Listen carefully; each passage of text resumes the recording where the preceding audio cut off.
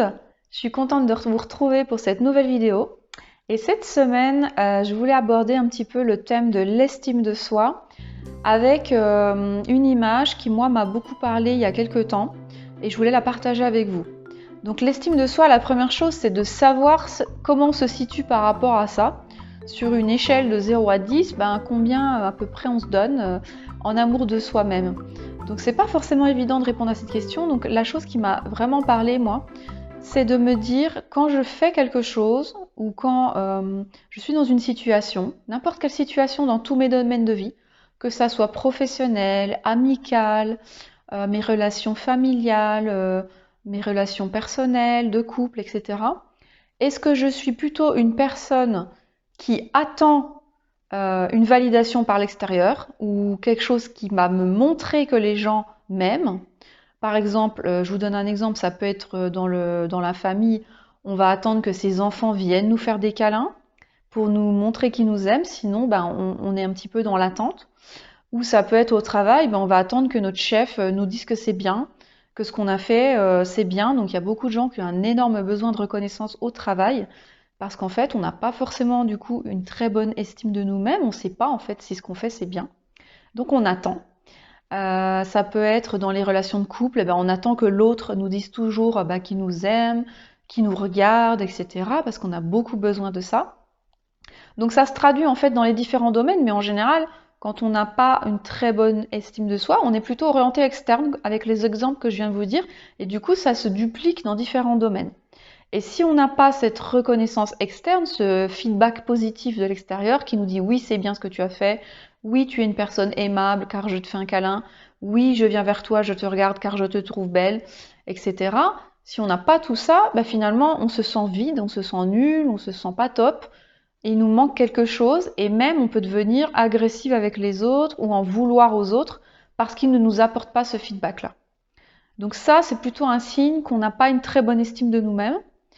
Et dans notre société actuelle, dans le monde du travail, même dans le monde familial, amical, etc., les signes de feedback positif sont, on va dire, quand même pas très nombreux. Donc les personnes qui ne développent pas d'estime d'elles-mêmes et qui attendent toujours des autres sont en fait assez malheureuses. C'est pas très aidant. Donc ça veut pas dire que c'est grave ou on est bête d'être comme ça. On est comme ça, on peut être comme ça.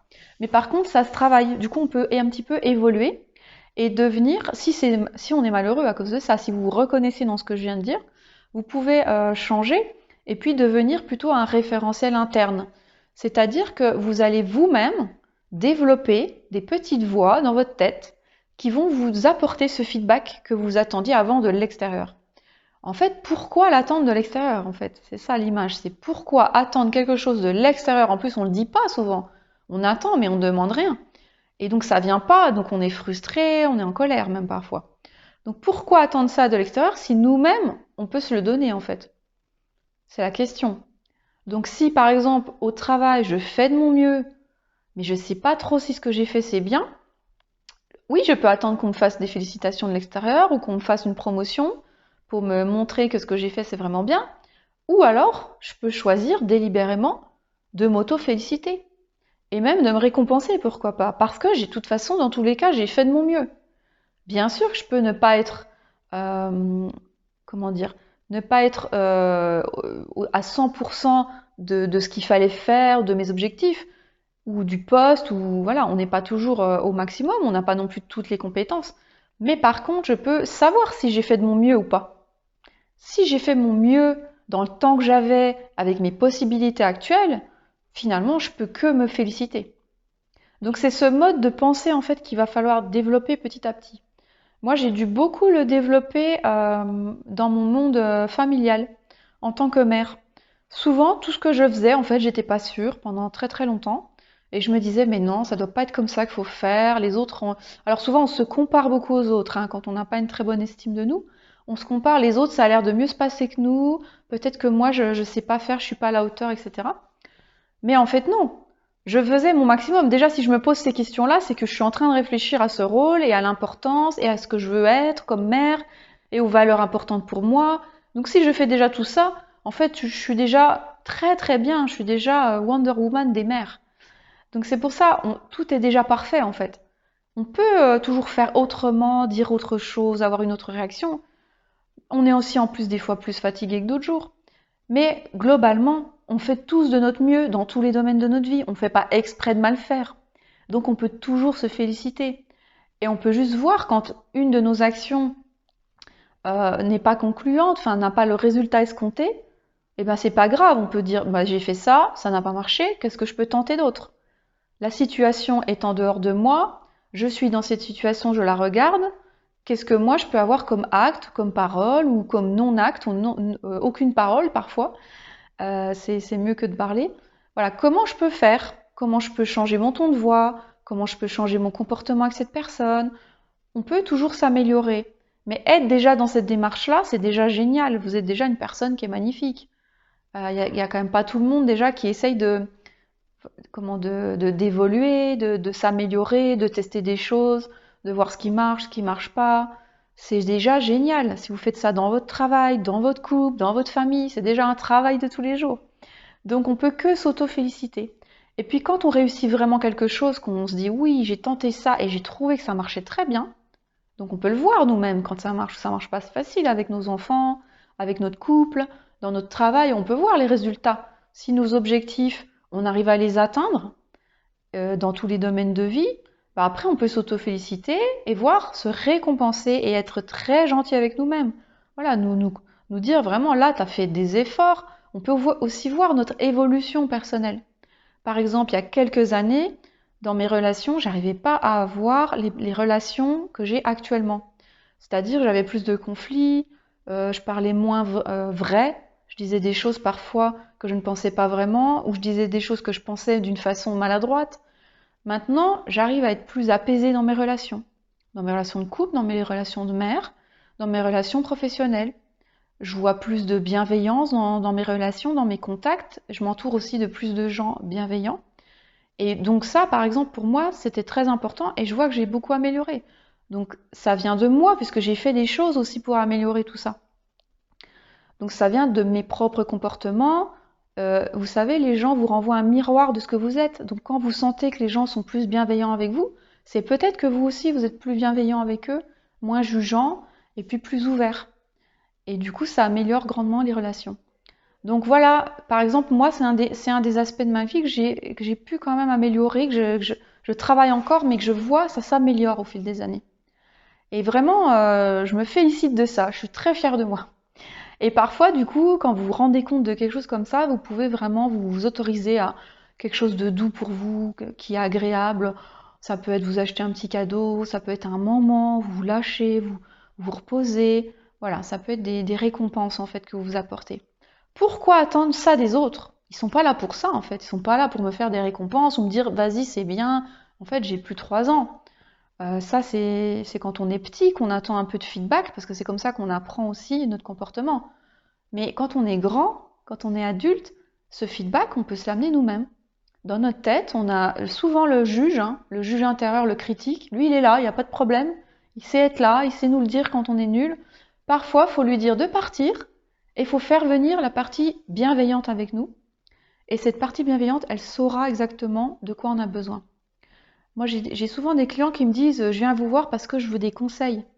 Mais en fait, le coach ou le guide ou le thérapeute, il n'est pas du tout là pour vous donner des conseils. Il est juste là pour vous faire sentir que en vous, vous avez cette partie bienveillante et créatrice qui sait tout sur vous et qui sait exactement ce qu'il faut faire pour vous. Et il faut juste lui laisser cette place. Et cette partie-là, elle va vous dire comment réagir. Et on s'en fout du regard des autres, on s'en fout de la société, on s'en fout de ce qui se fait, de ce qui se fait pas en fait. Bien sûr, on va pas faire des choses qui sont pas écologiques pour les autres, dans le sens qui sont méchantes pour les autres. On va essayer de trouver des solutions aux problèmes qui soient bonnes pour vous et bonnes pour votre entourage, qui soient pas voilà aux dépens des autres. Mais par contre, cette partie-là, elle est bien en vous. Il faut juste lui laisser la place et faire taire un petit peu ce juge intérieur. Comme ça, l'estime de vous va augmenter. Vous allez sentir que vous avez de la bienveillance envers vous-même. Vous ne pouvez pas être bienveillant avec les autres si vous n'êtes pas bienveillant avec vous-même. Voilà. Donc, laissez sortir, on va dire, ce référentiel interne, justement, pas ce juge, mais cette partie bienveillante, cette espèce de partie maternelle pour vous-même. Arrêtez de penser que vous êtes une personne bien seulement si l'extérieur vous le dit. Voilà. Seulement si la société, vos profs, vos parents, vos collègues, vos amis vous disent que ce que vous faites c'est bien. Même si personne ne vous dit rien, vous êtes une personne bien. Vous êtes déjà une personne bien. Et voilà, juste il faut que vous le sentiez. Donc comment je fais moi? Parfois je ferme les yeux, je me pose certaines questions dans la façon que j'ai envie de réagir. En fait, je me mets plusieurs scénarios, je me visualise dans plusieurs situations où je réagirais comme ci, comme ça. Et puis je regarde ce qui est le mieux pour moi. Et comment je me sens le plus à l'aise, dans quelle situation je me sens le plus à l'aise. Et je suis ça. Et en général, c'est plutôt positif ce qui arrive derrière. Donc en fait, je suis mon intuition, mon instinct. Et quand je vois que j'atteins les résultats que je voulais, eh ben je me félicite et je prends le temps de m'arrêter quelques instants pour me féliciter. Alors bien sûr, je vous dis ça, hein, c'est le Graal en fait d'arriver à faire ça tout le temps dans tous nos domaines de vie.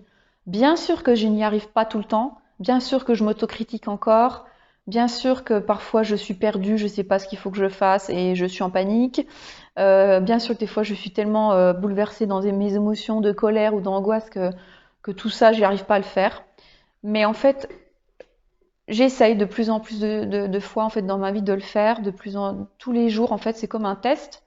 Il vous arrive des situations et c'est des tests. Il faut les prendre comme ça. C'est un test pour voir si vous allez arriver à prendre ce petit pas de recul, voir cette situation, suivre votre instinct, faire le mieux que vous pouvez. Et dans tous les cas, vous félicitez. Même si ça ne marche pas, eh ben vous aurez tenté le mieux que vous pouviez au moment où vous l'avez fait. Tout le monde fait ça. Voilà, vous n'êtes pas en pilote automatique en train d'être submergé tout le temps. Prenez ce petit pas en arrière et faites ce petit exercice d'analyse et de suivre votre intuition. Donc ça ne se passe pas dans la tête, hein. Ça se passe vraiment dans le corps. Vous vous reconnectez à votre corps, à vos sensations. Et puis vous vous visualisez dans une situation, puis dans une autre. Et tac, il y a quelque chose qui va arriver dans votre tête et c'est ça que vous allez faire. Et vous verrez, en général, c'est le meilleur choix. Voilà, c'est ça d'être référentiel, en fait, de s'écouter, en fait. On a des gens qui nous disent, c'est parfois, depuis qu'on est petit, faut pas s'écouter, la vie c'est dur, faut pas s'écouter. Ben si, moi je suis totalement en désaccord avec ça. Il faut s'écouter. Justement, c'est quand on s'écoute pas que la vie est dure parce qu'on fait les mauvais choix, on agit par automatisme, on n'est pas nous en fait. On met des masques, on essaie d'imiter les autres parce qu'ils font comme ça, donc on fait pareil en espérant que ça fasse pareil. Donc c'est pas du tout, c'est contre notre nature en fait. Donc c'est plutôt oui, écoutez-vous, sentez ce qui est bon pour vous. Personne ne sait mieux que vous ce que vous devez faire. Personne. Personne ne peut vous conseiller. Alors oui, c'est un peu stressant, personne ne peut nous conseiller. Mais en même temps, on est libre, hein. Heureusement, on est des êtres libres et on est responsable de nos choix. Et quand on choisit quelque chose, qu'on le fait aligné avec nous, on sent que c'est le bon choix, bah des fois on se trompe quand même, mais c'est pas grave, on assume les conséquences et on fait autre chose. Voilà, et on rebondit. Et la vie, en fait, bah, c'est que ça, quoi. C'est que des choix et des conséquences à gérer et des nouveaux choix à faire. Alors parfois, c'est un petit peu fatigant. Donc c'est pour ça que parfois, il faut aussi savoir s'arrêter, se reposer et vider tout ce qu'il y a à vider et tout lâcher des fois. Moi, ça m'est arrivé ce week-end, j'ai tout lâché dimanche après-midi. J'ai rien fait. J'ai eu le cerveau débranché. Je sais même plus ce que j'ai fait en fait. Je pense que je suis restée assise une partie de la journée à rien faire, à rêvasser. J'avais même pas le courage de lire ou de suivre un film. Et en fait, ça m'a fait un bien fou de m'ennuyer comme ça, voilà, de recharger toutes ces batteries parce que finalement, prendre des choix toute la journée comme ça, décider, etc. et écouter notre corps et tout, c'est quand même déjà fatigant à faire. C'est pas rien. Et donc parfois, ben effectivement, faut rien faire du tout pour s'ennuyer et laisser notre esprit un petit peu se calmer et ranger tout ce qui est à ranger. En sophrologie, on appelle ça la pause d'intégration. On a besoin d'intégrer un petit peu parce que du matin au soir, vous verrez, vous faites des choix. Je ne sais pas si vous vous en rendez compte, mais du matin au soir, on fait des choix dans tous nos domaines. Et souvent, on attend une approbation de ces choix par l'extérieur, soit par des comportements qu'on observe inconsciemment parfois. On observe ces comportements-là, est-ce que les gens acquiescent à ce qu'on est en train de faire? Est-ce que ça a l'air de leur plaire ce que je fais? Est-ce qu'ils vont m'aimer si je fais ça? Est-ce que je vais être une personne respectée si je fais ça? Est-ce que la société que vont penser les autres de moi si je fais ça? Donc en fait ça rajoute une couche parce que déjà vous devez choisir toute la journée des choses et en plus vous posez la question de comment les autres vont faire si vous choisissez A, B ou C. Donc c'est beaucoup plus fatigant en fait de s'occuper du regard des autres et d'attendre des approbations extérieures. Donc en fait, quand vous vous intéressez qu'à vous et ce que les choix provoquent en vous, finalement, c'est assez reposant. Voilà, c'est moins fatigant en tout cas. C'est déjà fatigant, mais c'est moins dur. On prend moins d'énergie et on est plus lucide. Voilà. Et on est moins malheureux puisqu'on n'est plus dans l'attente et dans la frustration, puisqu'on a déjà tout en nous. Voilà, donc le dernier message de cette vidéo, c'était pour vous dire, vous avez tout en nous, vous avez tout en vous, pardon, et essayez de voir si vous êtes une personne qui attend des feedbacks de l'extérieur, des retours de l'extérieur, ou si vous êtes déjà dans cette démarche intérieure. Et voilà, si vous êtes sur une échelle de 0 à 10, vous êtes plutôt à 8 sur 10 intérieur, ou 7 sur 10, ou vous êtes encore à 8 sur 10 en regard extérieur. Je ne sais pas, moi je dirais que je suis à 7 sur 10 en regard intérieur, et 3 sur 10 encore en regard extérieur. Et c'est vrai que ces 3 sur 10, ils m'embêtent un petit peu. Donc je vais essayer de les diminuer dans les semaines qui arrivent, les mois qui arrivent. Voilà, je vous fais des gros bisous et je vous remercie d'avoir suivi cette vidéo jusqu'au bout. Dites-moi en commentaire à combien vous êtes sur ces deux échelles et ce que ça provoque en vous. Et n'oubliez pas de partager cette vidéo à vos amis ou aux gens que vous connaissez que ça peut intéresser. Voilà, merci, au revoir et bonne semaine!